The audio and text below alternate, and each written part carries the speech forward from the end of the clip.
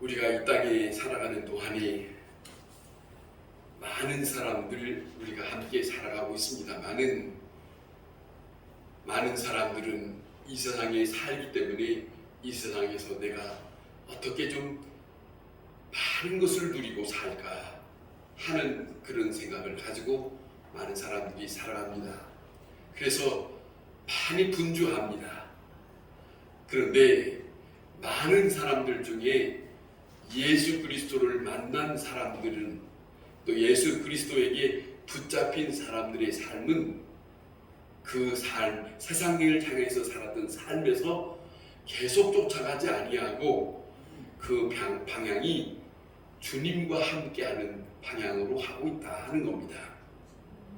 성령에 이끌려서 성령에 매여서 또 성령께서 나를 인도하시는 대로 살고자 원하는 것이 바로 성경에서 우리에게 전하고 있는 믿음의 선조들, 그리스도인들이라고 하는 그런 분들을 우리는 만나게 됩니다. 오늘 이 본문에 보면 사도 바울이 이곳저곳에 복음을 많이 전했습니다. 그리고 잠시 머물러 있는 동안에 예배소에 있는 장로들을 청하고 그들을 만나고 떠나고 싶은 그런 내용이 오늘 이 본문에 기록되어 있습니다.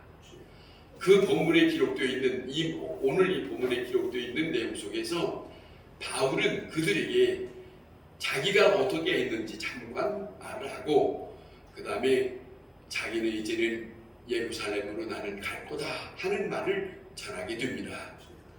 그렇게 말을 전하게 될 때에 그냥 단순히 떠나는 그런 말로 하는 게 아닙니다. 오늘 본문에 우리가 잘 들여다봤던 것처럼 나는 성령의 메인 바대로 예루살렘을 간다 그렇게 말하고 있지 않습니까? 자, 이 사도 바울의 삶을 잠시 동안 기록하고 있는 내용을 우리가 잠시 보는데 이 사랑하는 사도 바울은 자기가 가고 싶은 대로 간 것이 아닙니다. 자기가 하고 싶은 대로 산 것이 아닙니다. 그것이 어디서든지 뚜렷하게 고백하고 있는 것을 우리는 보게 되는데 그는 언제나 이런 말합니다. 성령에 의해서 인도하는 대로 나는 움직인다 하는 것이 강하게 그 사도 바울의 말 속에 사도 바울의 마음 속에 이것이 언제 어느 때든지 고백하고 있는 것을 봅니다. 그처럼 오늘 이 본문에서 우리에게 고백하고 있는 것은 이제 나는 성령에 매여 예루살렘으로 간다. 잘 한번 들어보세요. 성령에 매여서 나는 예루살렘으로 간다. 이 땅에 같이 삽니다마는 이 땅에 사는 삶을 두고 말하는 게 아니고 자기에게는 하나님의 영을 힘입어서 나의 삶이 이끌려가고 있다. 그 고백이에요.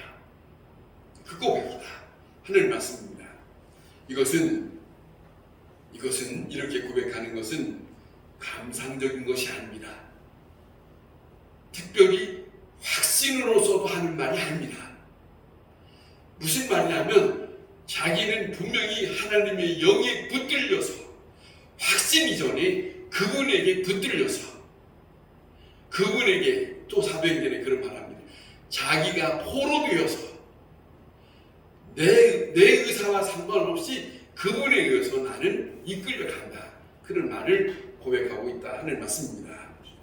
자, 오늘 우리가 간혹 우리는 나는 이 길 외에 다른 길은 없다 하는 말을 하지 않습니까? 이 길 외에 나는 다른 생각이 없다. 보통 예수 믿는 사람들 말 속에 그런 말들이 있습니다. 그런데 사도 바울이 말하는 것은 그걸 말하는 게 아닙니다. 그와 같이 지금 우리가 말하는 것처럼 말하는 것이 아닙니다. 성령에 포로되어 있고 성령에 붙들려서 이끌려서 나는 그대로 가고 있다. 다른 거예요. 우리는 우리의 생각대로 말하는 것이지만 사도 바울은 그게 아니에요. 자기는 분명히 하나님의 영에 이끌렸다 하는 것을 말하고 있는 강하게 더더군다나 이 성령의 역사는 구체적이고 현실적이에요. 그냥 상상이 아닙니다. 이것은 지금 현재 일어나고 있는 일이다. 그거예요. 현재 내게 주어지는 그분의 움직임, 그분에 붙들려서 나를 이끌고 가고 있는 현실적인 문제를 말하고 있는 거예요. 구체적입니다.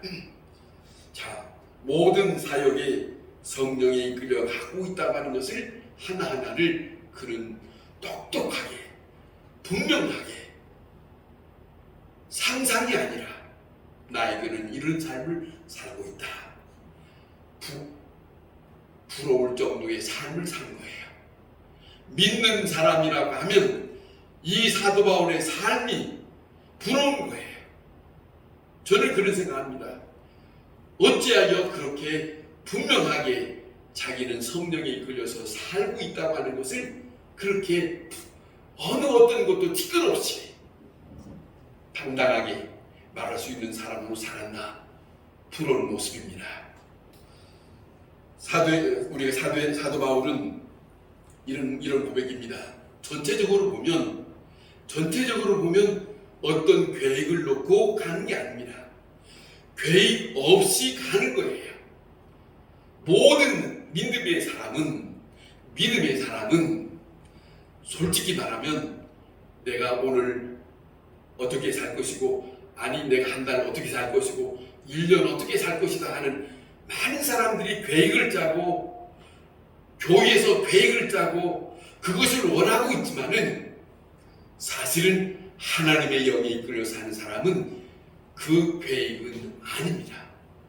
왜냐하면 그분에 의해서 어떤 일로 어떻게 살아가고 어떤 부름을 받아서 살지 모르기 때문에 인간적인 생각의 계획은 원하는 것이 아니에요. 다른 것이 아니다. 하나님에 이끌려 사는 거기에 그 계획이 있는 것이기 때문에 그런 겁니다. 자, 가서 뭘 하느냐, 어떻게 살아갈 것이냐, 내가 죽느냐 사느냐, 이 문제가 모두가 다 그분에 의해서, 그분이 이끄는 데에 의해서 결정되는 것이니까 그거예요. 내가 앞으로 저기 가면 어떻게 살 것이다, 내가 앞으로 저기 가면 나는 어떤 일이 있을 것이다, 전혀 알지 못합니다. 그래서 사도 바울이 오늘 이 부분에 무슨 일이 있을는지 모르지만 이라는 말을 하는 거예요. 하나님의 성령에 의해서 사는 사람은 분명하게 그 고백이 진지하게 있을 수밖에 없어요. 알 수 없으니까. 다시 말하면 결과가 어떻게 될 것이냐 절대로 묻지 않습니다. 성령님, 나는 이렇게 이끌어갈 것인데 그 결과는 나에게 어떤 일이 있을 겁니까? 그 묻는 물음이 필요 없어요. 왜냐하면 그냥 성령이 이끄는 대로 가는, 그분이 이끄는 대로 가는 것이 있기 때문에 그분에 의해서 말씀으로 그분에 의해서 영으로 인도하고 있기 때문에 이끌려서, 자, 생각해 보세요. 사도 바울의 입장을 보면, 사도행전을 보면 성령에 이끌려서 일하다가 감옥에 갔습니다. 성령에 이끌려서 그가 살다가 난데없이 배를 타고 이제는 가다가 파산에 이르는 일들을 경험합니다. 지금 많은 사람들이 뭐라 하냐면, 주님이여, 주께서 나를 인도하시는데 왜 이런 일이 있습니까? 하는 사람들이 많아요. 그런데 사도 바울의 성령에 이끌려 사는 그 사람의 고백은 그 고백이 없어요. 그 고백이 없다는 것을 우리는 다시 한번 우리의 삶을 점검해야 할 부분이다. 그것이에요. 왜냐하면 그분이 이끌고 가기 때문에 그런 일이 있으면 그런 일이 있는가 보다. 배가 파손됐으면 그런 일이 필요하기 때문에 그런 일이 있는가 보다. 감옥에 들어가면 그러잖아요. 자, 생각해 보세요. 귀신 들린 자를 쫓아주었더니 동네 사람들이, 다른 사람들이 나타나서 어찌 이런 일이 있습니까? 자, 그래서 감옥에 집어넣습니다. 감옥에 들어갔다고 해서 그 바울은 감옥에 들어가서, 하나님이여, 내가 주님을 위해 주님의 일을 하고 있는데, 주님을 위하여 복음을 전했는데 어찌하여 나는 이런 일 때문에 감옥에 들어와야 합니까? 그런 고백이 없어요. 오히려 감옥에 들어간 처지에서 주님을 찬송했다고 합니다. 그냥 받아들이고 사는 거예요. 그냥 받아들이고 사는 것이 주께서 나에게 이렇게 인도했는가 보다. 왜? 그분에게 모든 것이 다 맡겨졌으니까. 자기의 운명을 다 맡긴 것이니까.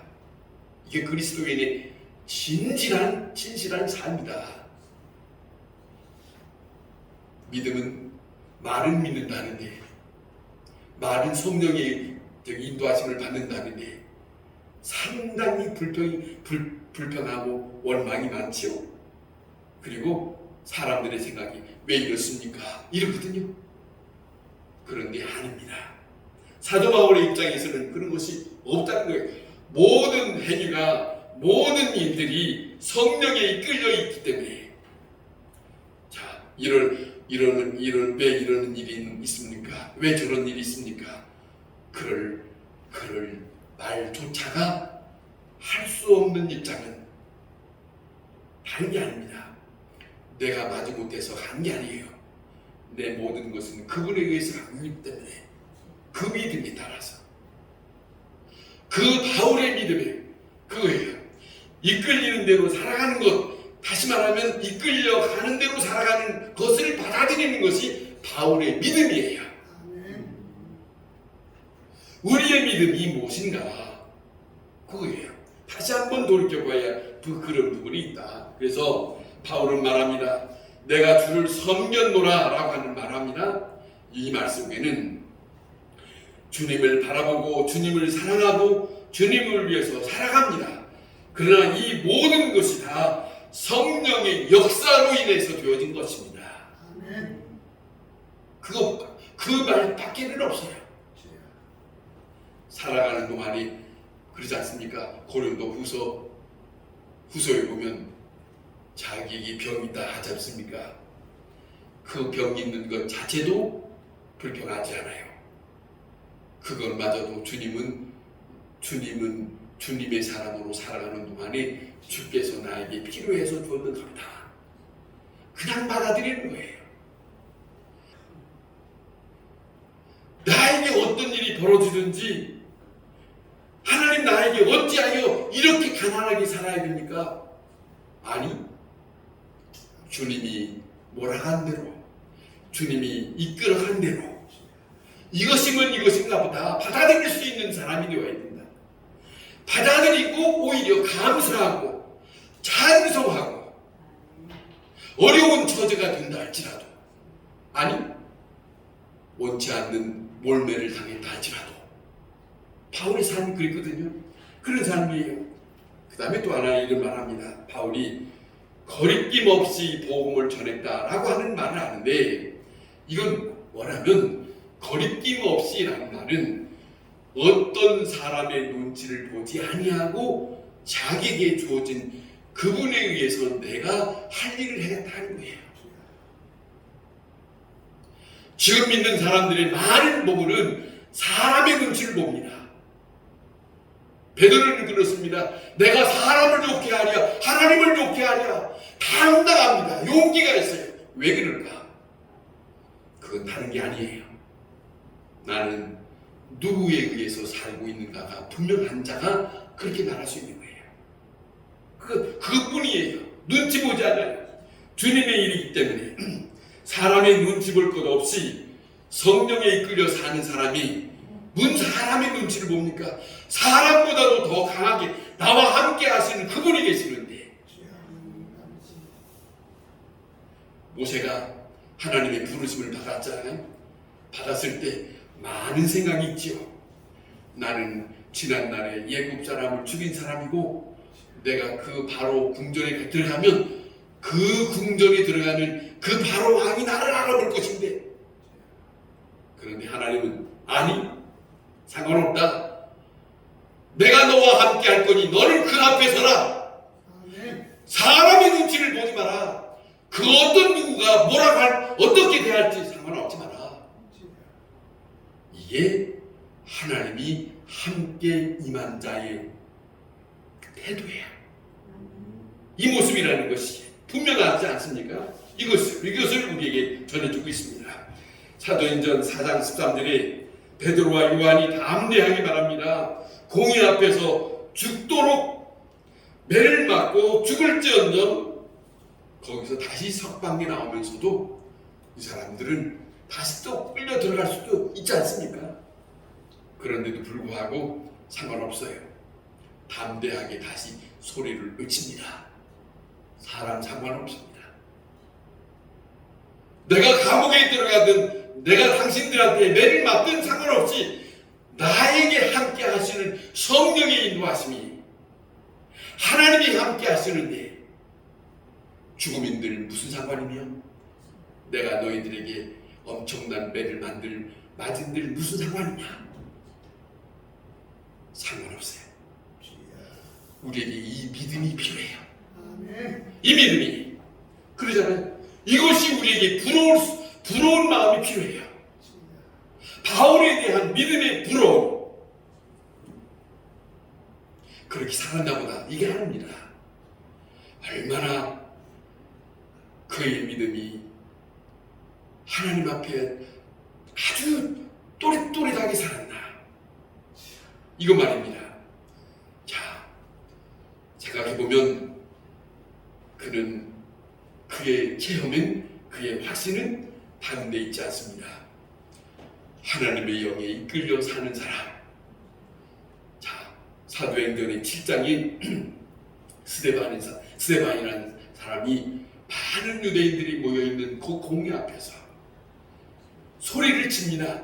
아브라함의 역사 속에서부터 쭉 그리 말하면서 지금 당신들이 뭘 하고 있습니까? 라고 아주 어두운 일을 말을 하지만은, 그거는 저들을 향해서 깨닫게 하기 위해서 말하는데 오히려 저들은 듣기 싫은 거예요.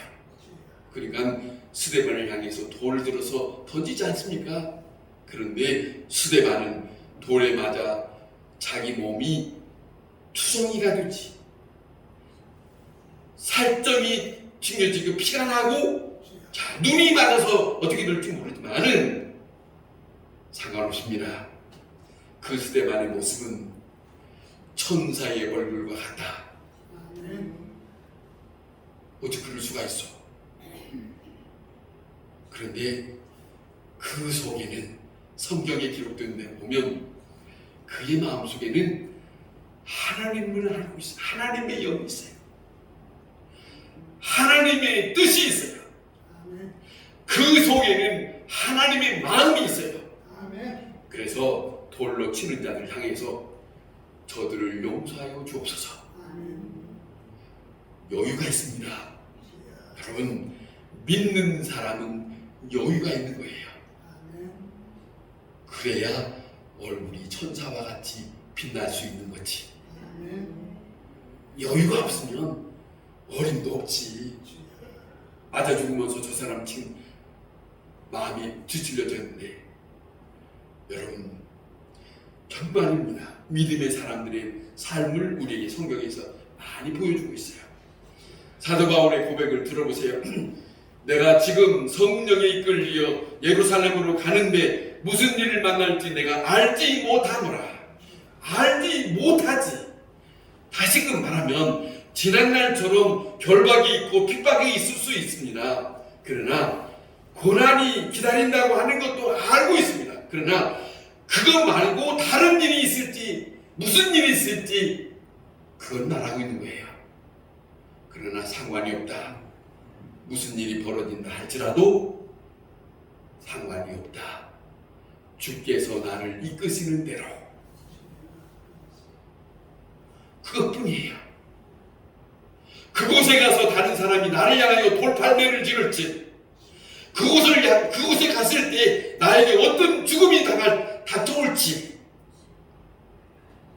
생각하면 못 가지. 여러 생각이 많겠지만은, 아니, 그분은, 사도 바울은 다른 생각 없어요. 내가 이 일을 다 하다가 주님의 고난에 함께 이 빌립보서에 그런 말 하거든요. 고난에 동참하여 그 영광스러운 부활에 참여하기를 원한다는 고백이 있거든요. 그뿐이에요. 이 땅에서 벌어지는 일 괜찮다. 조금 있으면 내가 그분을 나를 인도하셨던 그분을 만날 것, 이게 믿음이에요. 아멘. 그 믿음, 그것 말입니다. 이 땅에 조금씩, 이 땅에 남은 시간 살면서 아직도 바등바등 이웃과 불편한 관계 아닙니다. 오직 주님 앞에 성령, 그러니까 생각해 보세요.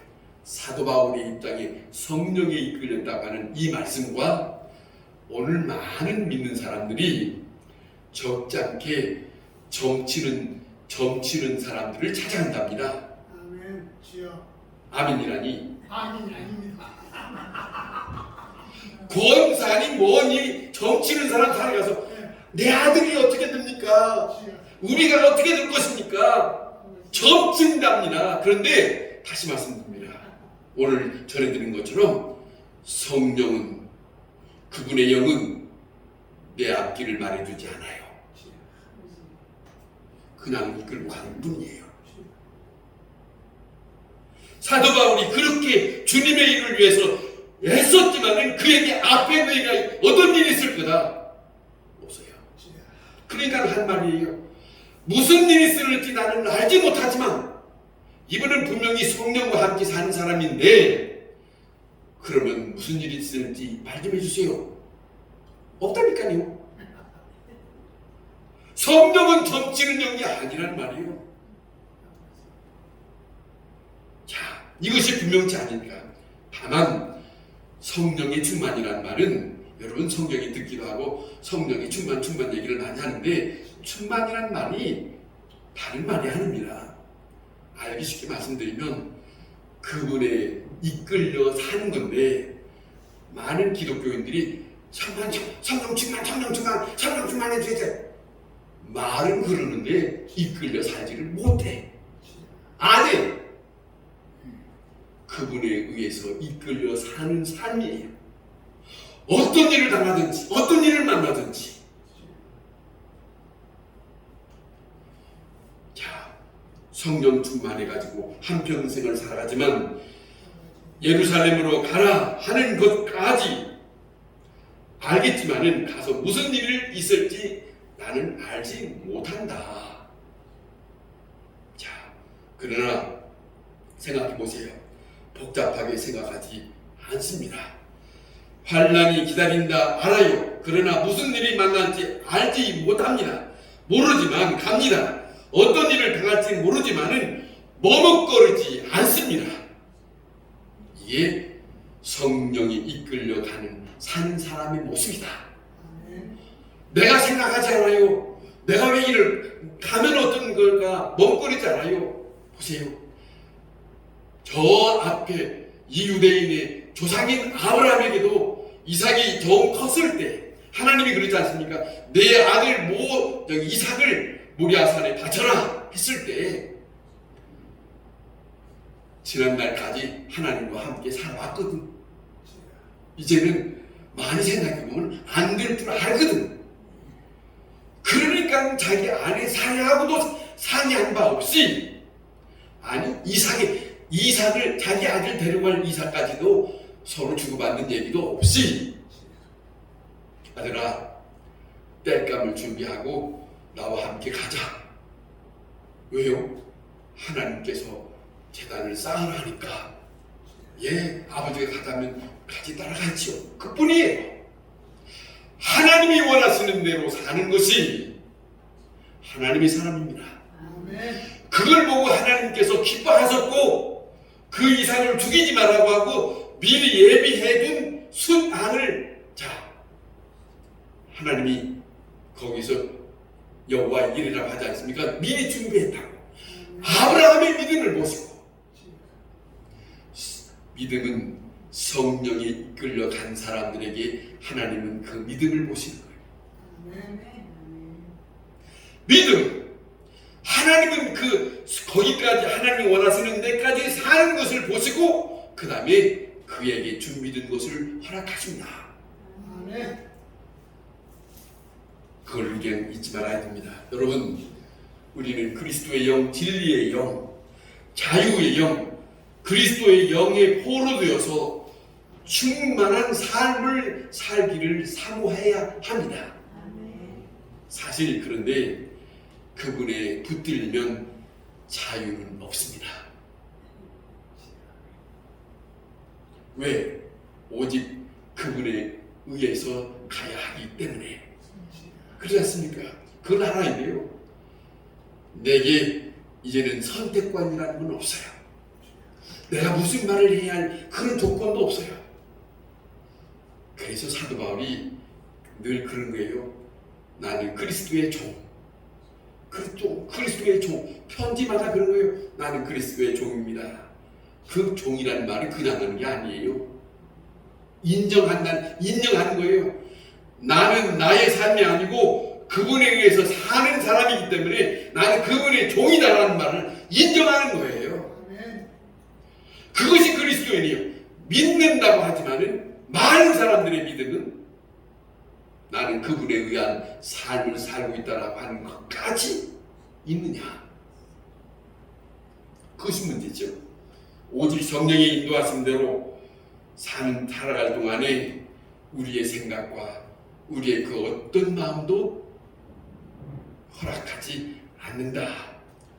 자, 중요한 것은 그렇게 할 때 그 운명은 성령님이 책임지십니다. 아멘. 우리는 아무 근심도 할 필요가 없습니다. 성령의 매임바 받았다. 죽음이 기다린다 할지라도 예루살렘으로 내가 간다. 자, 바울의 이 아름다운 고백이 오늘 믿음으로 사는 모든 사람들에게 다시 한번 믿음을 살펴볼 수 있는 그런 진지한 고백이 아닌가. 이 음성이 하나님의 음성으로 들려줄 수 있기를 바랍니다. 아멘. 기도하겠습니다.